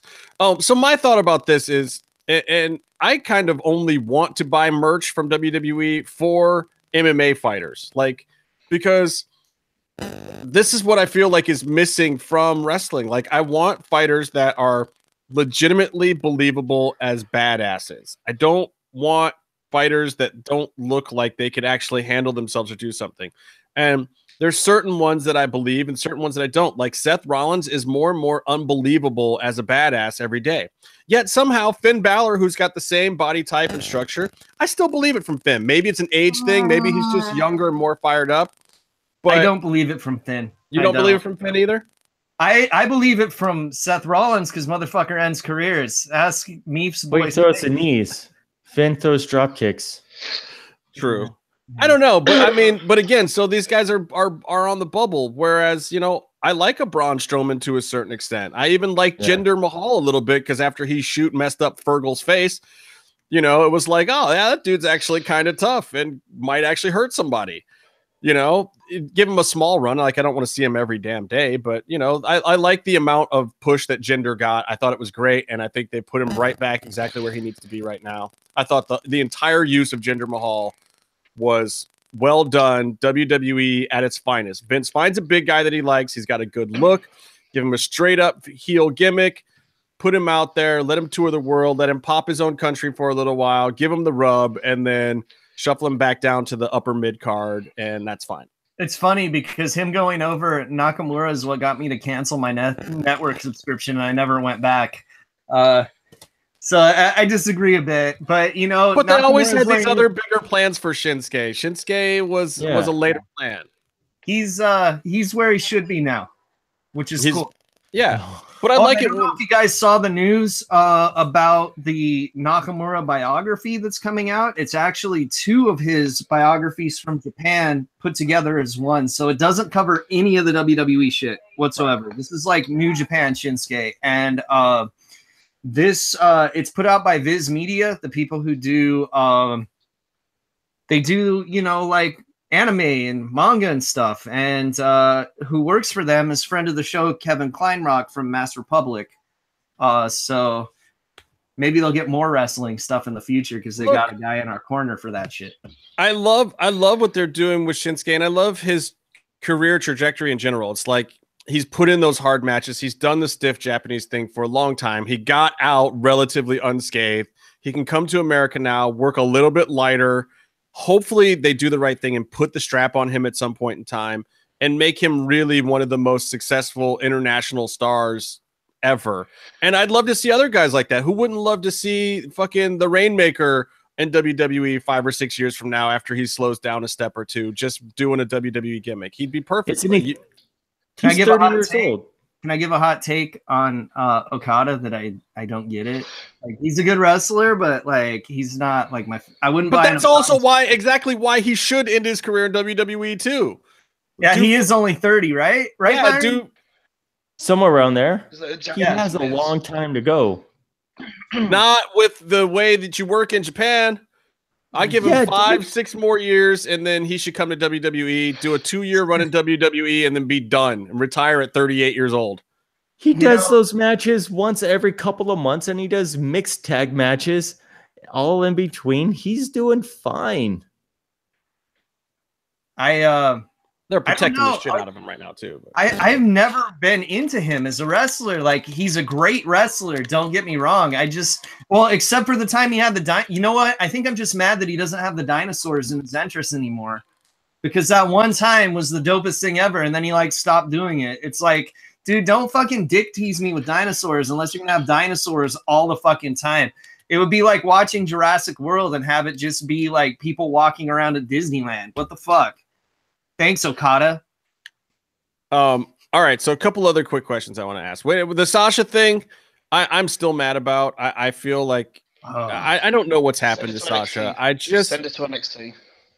That's what I want her to go back to NXT. Like I found her more exciting there. Yeah. I feel like she was working better there. She was paying more attention. I think she's burnt out, or let her sit out for a couple of months. I don't know. Just she's gotten sloppier. She's less entertaining. Her promos are lackluster. Even though she's saying the right things, she's not saying them with the right fire behind them. And then every now and then she just loses her mind in a match and blows a spot to the point where somebody's going to really get hurt. And they did. Yeah, she ended someone's career. I think that once that happens, you have to reevaluate a little bit, right? And I'm not saying to kick her out of the business altogether, but man, like you have a couple bad games in the row in the major leagues, you ride the pine for a couple of games. Yeah. Maybe you go back down to the minors and then you work it out and you get called back up. Well, when she was in NXT coming up, the whole thing about her, the whole charm to her beyond her character as like Sasha's Ratchet is that she was she was an underdog who tried really hard, and eventually, like, she got her break just before she got promoted to the Big Show. Like, she was still working her way up, and now she's the balls. But now she's there, and now it's her. The aura behind her, around her, is she's whining because she's not getting the right shots or being treated right. Well, if you think about the old days, and I don't even mean the old days, if you think about Attitude Era, even what would have happened? She would have gone back to OVW off camera for like 3 or 4 months, worked out some of the bugs. Some Fit Finley type down there would have fucking yelled at her a whole bunch and got her in line and made her get her work tightened up, and then they would have sent her back up on the show, and they'd have worked her in slowly to see if it was there or not. Maybe done a house show or two with the big crew. That's one of the problems with NXT. It's like you can't just send her away someplace unknown completely anymore. Like, guess she could just go to Performance Center and not work on NXT TV. Maybe that's the way to go. But they have house shows. Yeah, and that's what should happen. What's that mean? You could have Ronda Rousey kill her. Like, just totally destroy her in 2 minutes. Just fucking choke her out. Fake break her leg. Whatever. And then you have the story of... But look, she doesn't have any heat backstage. Is the other thing. She's fucking also, you can invest in the story of building her back up. Well, no, and I think that's what they should do. The problem is also she has friends backstage.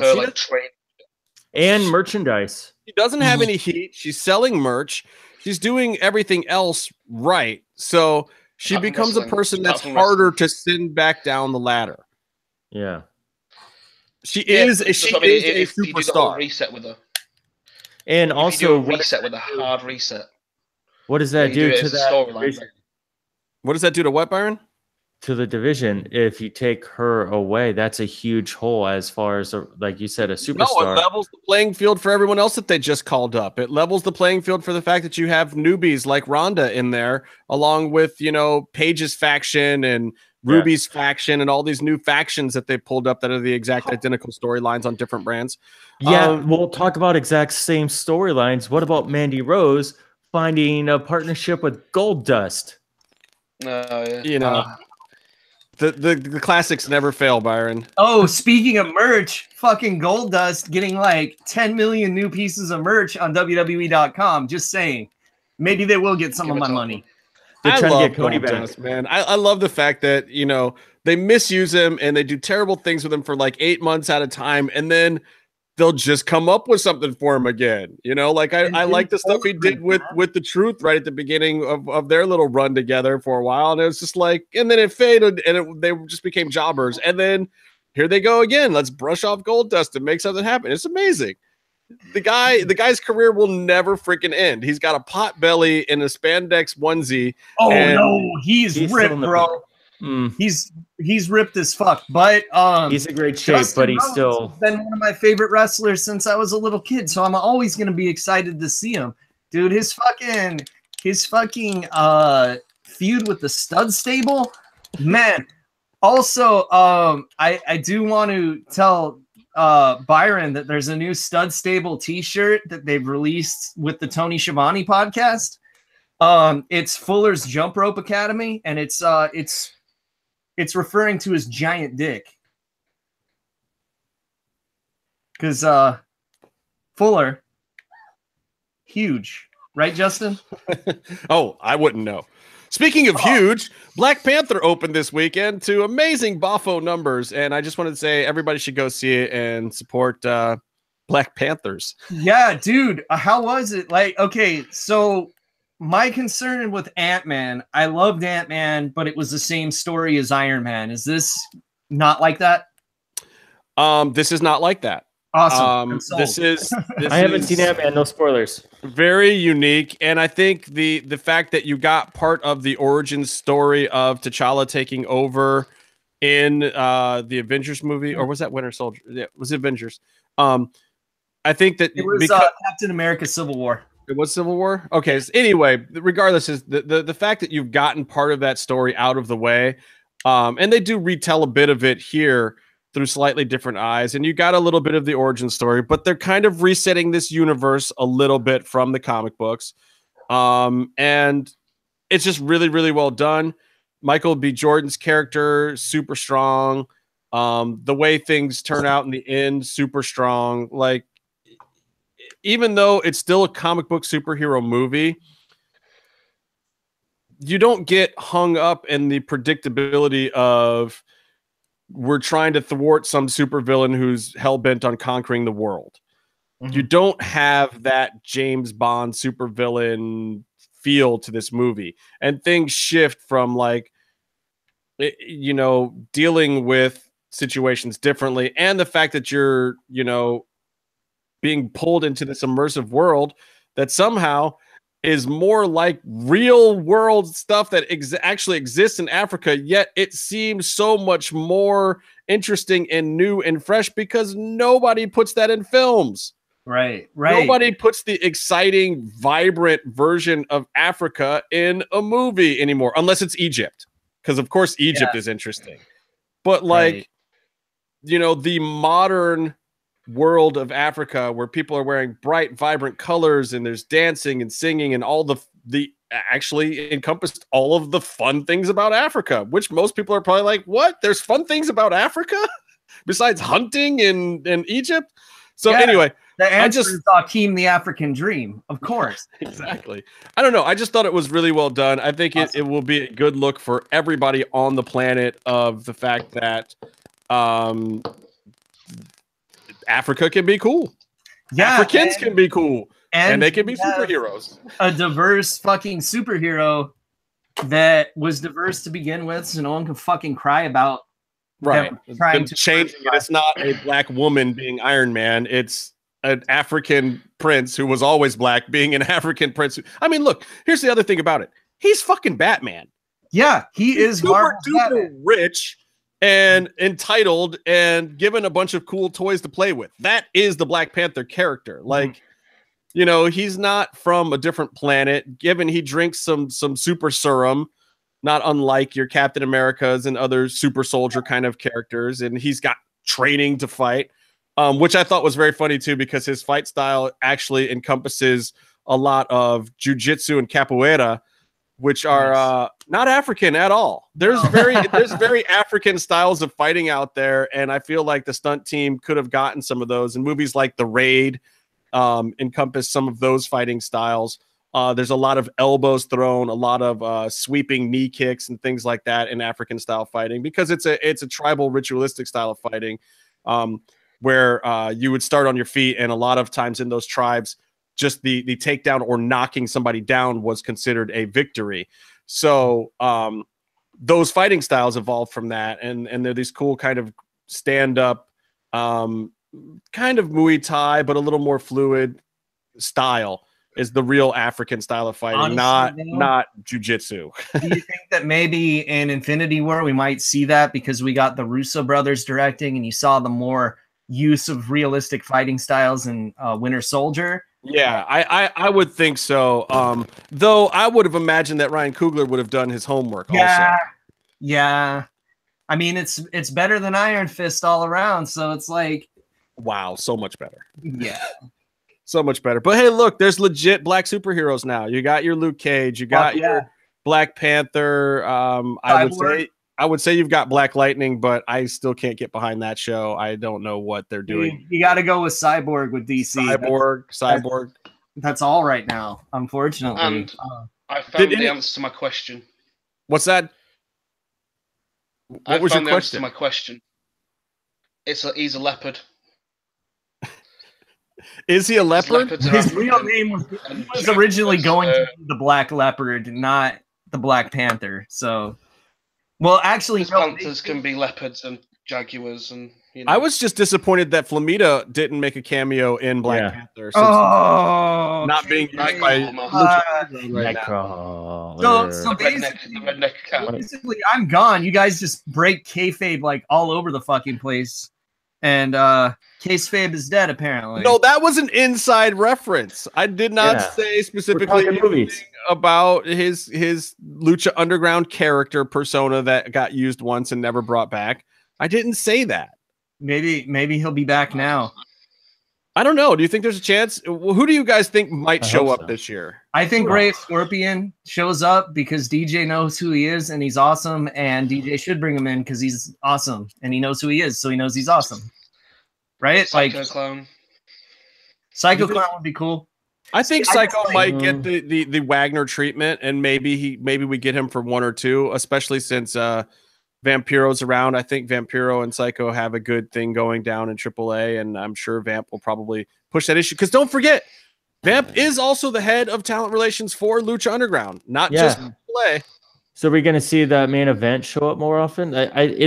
I don't know. I thought I saw Wagner was coming back. Like, I thought he made some Lucha Underground post recently. He has said that he's coming back, but I do want to say Ray Scorpion is the guy you bring in because he looks like a normal dude, so you can have him play anybody. Right. And he's got solid work, and he does cool hardcore shit, and his brawls are awesome.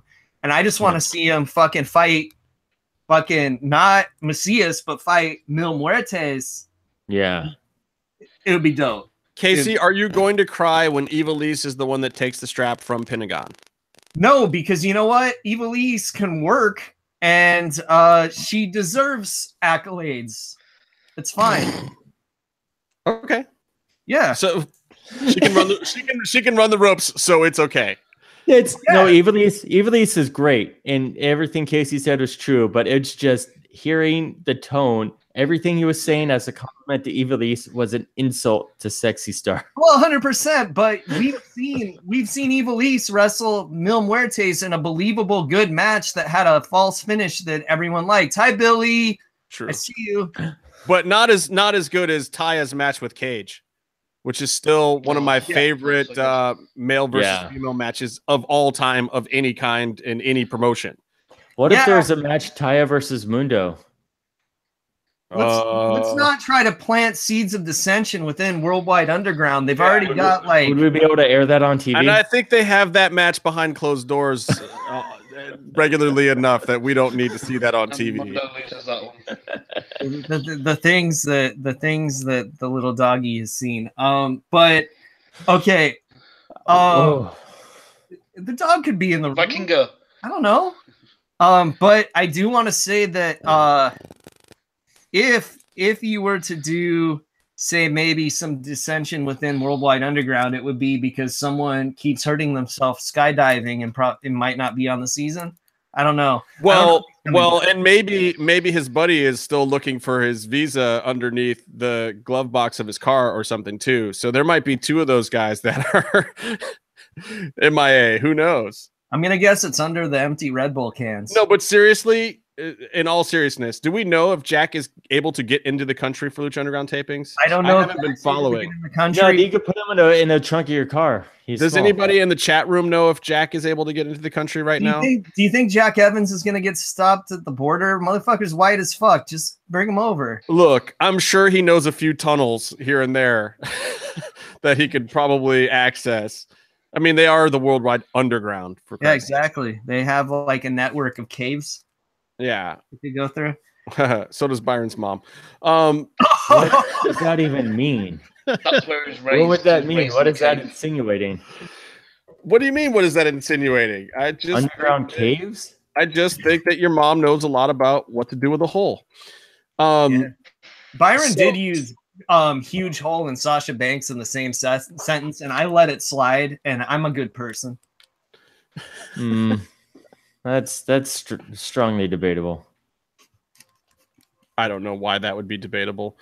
So nice. So okay, well, I'm looking forward to it. I can't believe that this week I finally get to go back to Lucha Underground. I really wish Casey was coming with us. I really wish Meef was coming with us, but Meef lives, 17,000 miles away in a foreign country and doesn't have his passport dialed in. Yeah.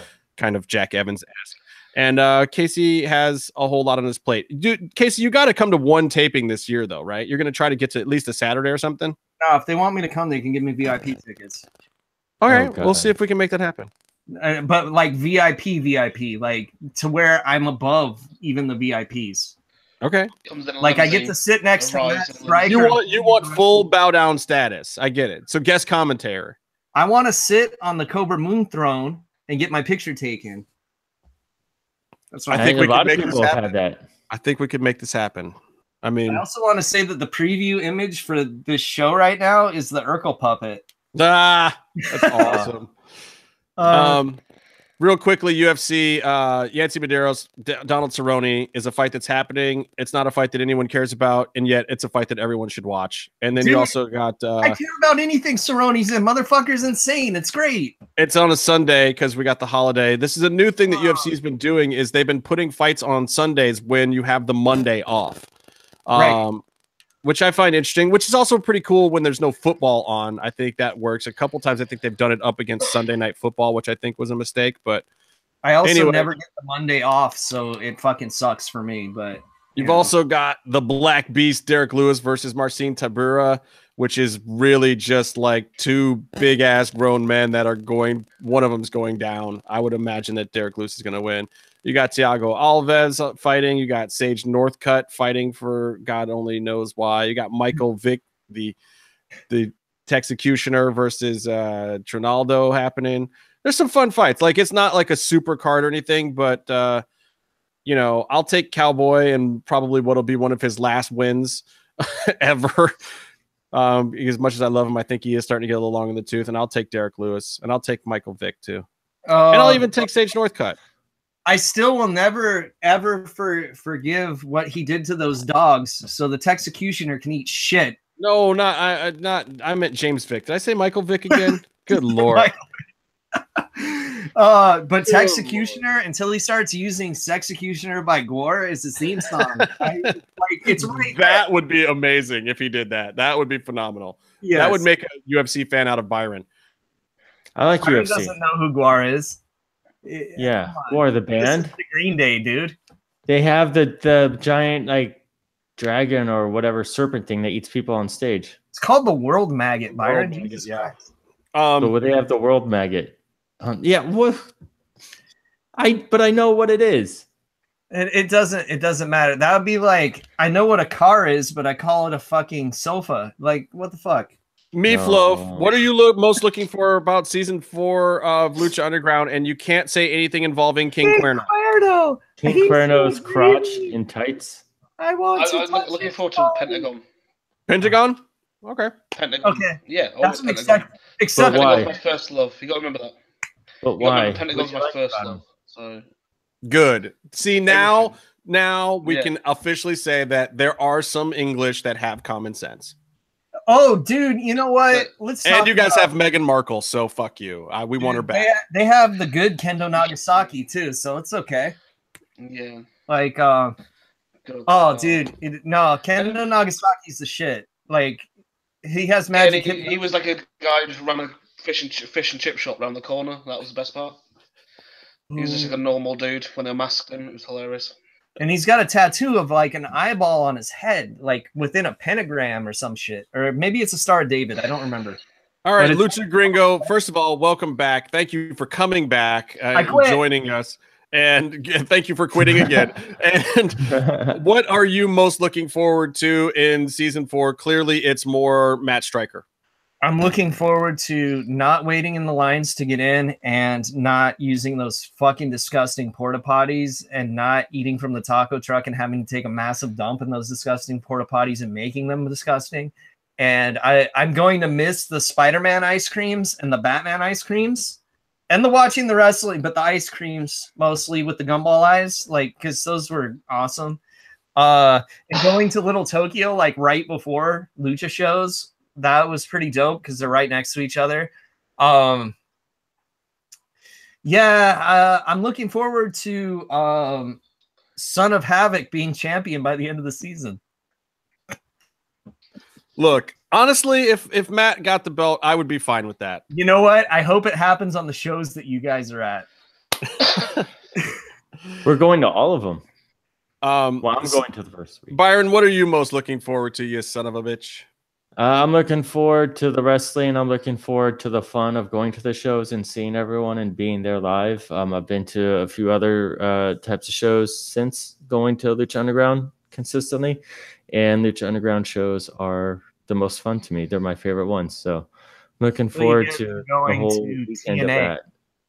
Byron's going to TNA shows and Arrow Lucha shows because he's down with the owners for some reason. I'm not sure. I don't think they know about his background. I'll tell you what I'm not going to go to shows run by Nazis. Oh geez, here we go.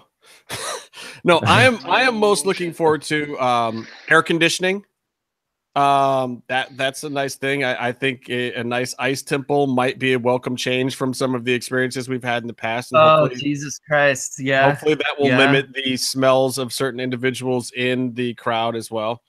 Yeah, you guys want me to name names?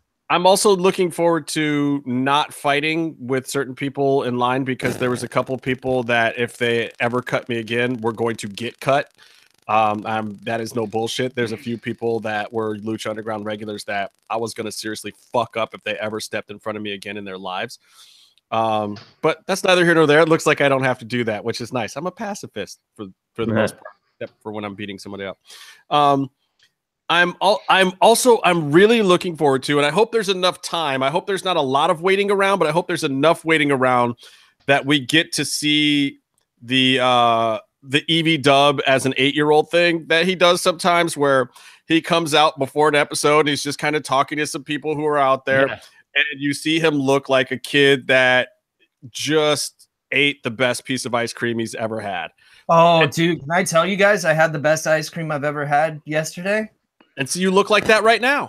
So I'm excited to see EV Dub like you before the show when he's just so eager and he's like, you guys. And Roach and DJ do it every now and then too, but usually they're backstage doing some last minute write-ups. But I mean, like when we saw him before Hell of War, Yeah. And he came outside and he was just like, you guys, and then this thing, and it's going to happen. And I can't tell you anything about it, but it's good. And like, he was so excited and it was ridiculous and amazing. And, you know, this was no special thing for just us either. This was something he did to like 70 or 80 people who were outside. He could not control himself. Before Ultima Lucha Dos, when he came, I mean, I'm sorry, Aztec Warfare Dos, when he came over to me and he said, oh no, it was 3, Aztec Warfare 3. And he said, Casey, I'm sorry. I love you.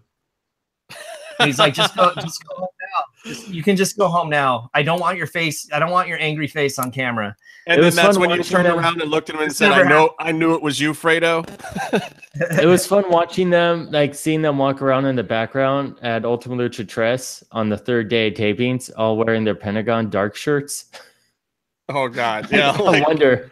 That's weird. I wonder where this is headed. Finally. Yeah. Well, we'll see too. I mean, let's hope that Pentagon has at least a little bit of a run, because I know one of those 3 Japanese girls is still available to come back and kick his ass some more. Yeah, but she's kind of like, she keeps saying she wants to retire and then she keeps changing her mind. So I don't know. Mayu? Yeah, Mayu. But Mayu doesn't want to retire because she can be the star of Stardom if she doesn't, you know? Like, she can be the top person there. Yeah. Did you see Krista Joseph's tweet? He says, just caught a little bit of the show, and Lucha Gringo is right. I do love number 2, especially the last 2 times he was on the podcast and he no-showed. Actually, you know what? I think he was on one. I think it's actually he no-showed. He didn't do the show because I wasn't there, and then he did one with me, and then he did one without me. So it's actually 2 out of 3. 2 out of 3. He no-showed every show you've ever done. Pretty much, because I mean, this is my house, right? So, right, I'm the big dog in this yard. Oh, you have the loudest barks, that's for sure. I saw an old tweet where he said Sting was better than The Undertaker. He's lucky he gets to come on the show at all. You know who's better than Undertaker? Roman Reigns. You know what, he Byron? owns the yard now. Not for long, man. Because I'm gonna walk with Elias and he's gonna take over the yard. I'm championing Elias as my new savior of WWE. Elias is awesome. I'm still, you know what? They may have put the wig on Goldberg a little bit with that fucking bass, but I'm still behind Braun Strowman, even though I'm not watching. Guys, what do you think about Goldberg winning the Andre the Giant Battle Royal at WrestleMania? You think that's going to do anything? Have I said on the show that I hate Goldberg and he's like one of my least favorite wrestlers of all time? Have I ever said that? That's anti-Semitic. You can't say that. No, fuck that, Justin. I love Ravens, so you can't even say that. Okay, true. And, all right. Randy Savage. Macho Madness. He's kind of Jewish. Oh yeah. Like his mom was Jewish, so technically he's Jewish. You know. Yeah. Was he cut? I mean, did you examine him to find out how Jewish he was or wasn't? Yeah. Give me a shovel right now. Oh, gross. Oh, you necrophiliac bastard. That anyway, was my old character. Look, read more horror comics, Casey. Just go read more horror comics. I will, because I have to read one before tomorrow's episode, which will go up next Friday, because we don't do this live because we're not insane. Oh, you don't drop it live like this show where just God only knows what the fuck's going to happen, and then people complain about it afterwards that it wasn't more planned out. It's live, people. I have no clue. I don't even have notes for this shit. Like we just do this thing. We have some guests coming up in some future episodes. It's just that my schedule sucks. I can't even get my regular co-hosts on the show normally. So please don't think I'm not working on it. There's a lot of people who have said that they would be on the show, but they've also said like, yeah, I'd love to do it Wednesday at noon. And I'm like, well, I have a shoot job, motherfucker. And I make 3 times as much money as you. Thanks. Yeah, he makes 3 times as much money as you. Thanks for the interview, Cortez Castro. Oh, you're going to call him out like that? Damn. I just named a name. It might not be true. No, it's totally true. I'll tell the story. Yeah. I'm not afraid to tell it. I still got love for Ricky, but yeah, we were like 20 minutes from going on with Ricky, and he hit us up that he couldn't join us that night because I think something was going on with his kid or something. Yeah, which is schedule, but we never got him back, unfortunately. No, and that's my schedule that we never got him back because then right after that I started working that other job and I was out of town all the time. I mean, this is the first time. This is the first time I've done this show from the house with the background and everything for a long time. If you guys haven't noticed, I've been doing this show. The beige curtains. From all, yeah, you like my brown. I haven't noticed because if I'm not on the show, fucking, it might as well not happen. I don't. Oh, stop! You had to have listened to the EV Dub episode. Everybody listened to the EV Dub episode. Which one was that? When was that? Was that the one that I did like 3 months, but 2 episodes ago? Was that the one that I sent in the Halloween little pre-show? No, that was the Lost. No way to know. I don't know. Anyway, look, Byron and I, you can find us at the temple on Friday, on Saturday, on Sunday. Hopefully we have a little bit of a surprise for everyone at the temple other than just our glowing faces. Meatloaf, you can find on the interwebs. Casey, you can find on at Read More Horror Comics because it's a dope podcast. At RMHC Podcast. Or at RMHC Podcast. And honestly, guys, I know jack about horror comics, and it's still a fun show to listen to. Casey is actually more entertaining and funnier on that show because he actually likes those people that he's doing that show with. So you guys should definitely check it out. And my other co-hosts are cool dudes. They're not wrestling fans though. So whenever I drop a Ravishing Rick Rude reference, I just pop for myself. And I'm 3 for 3 or 4 for 4 for consecutive episodes with Rick Rude references. We talk a lot about the WWF Battlemania comics with Sid. Like that's in there because Steve Ditko drew that shit. That you didn't know that. And we'll drop more facts like that. Because one of the horror comics we read, Steve Ditko did the art. So, of course, I'm going to talk about WWF Battlemania, Sid versus fucking Jake the Snake over an old lady's pair of glasses getting broken. See, and this is why you're thoroughly entertaining to listen to, Casey. So, everybody definitely check out the RMH podcast and definitely check me and Byron out at the temple this Friday. We may actually try to drop another episode on Thursday evening if possible. I got a potential guest for that day. Hopefully it works out. Don't quote me on that because I'll be on a plane. Byron won't be on that episode. That episode might just be me and a guest. Maybe me and Meatloaf.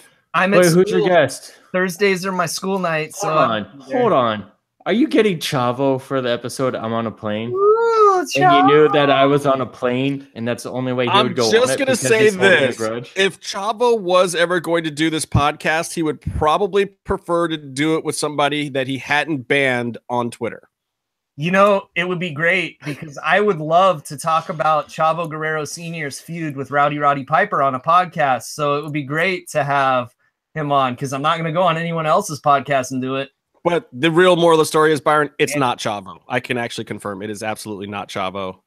Chavo is too busy with the show. Most of the producers are too busy with the show. So it probably will not be one of them unless they have some time last minute. It will probably be a performer that you will be seeing in season 4 of Lucha Underground. NWO Sting. Yeah, so it's not I'll cut class, bro. If it's NWO Sting, I won't go to school Thursday. Let me know. Jeff Farmer, baby Cyborg Santos. If you really want me to tell you, it's little baby Cyborg Santos. Oh, Byron is so hot for Cyborg Santos. But we should get the Abudadine on. Who should I get? The Abudadine. Abudadine. Oh, Abudadine. All right, get out of here. I gotta go. I gotta go wash some clothes for the Ice Temple. Byron, find out if we can wear MMMshow shirts. Meatloaf, get yourself a ticket to America one of these days. It's a really lovely country. You should come visit us. No, it's not. It really isn't, dude. Especially where they're holding these tapings. Holy shit. Book passage on a boat. Since you don't like to fly. Container ship. Yeah. I'm from a rough part of the UK originally.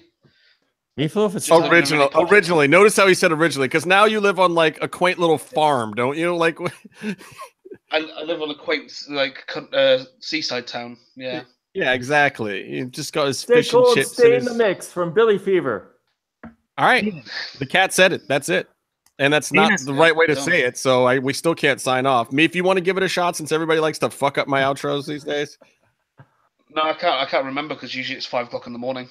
So Casey, have you guys ever put chocolate? Have you guys ever put chocolate and powdered sugar on Chex Mix? It's delicious. That's not the ending of the show.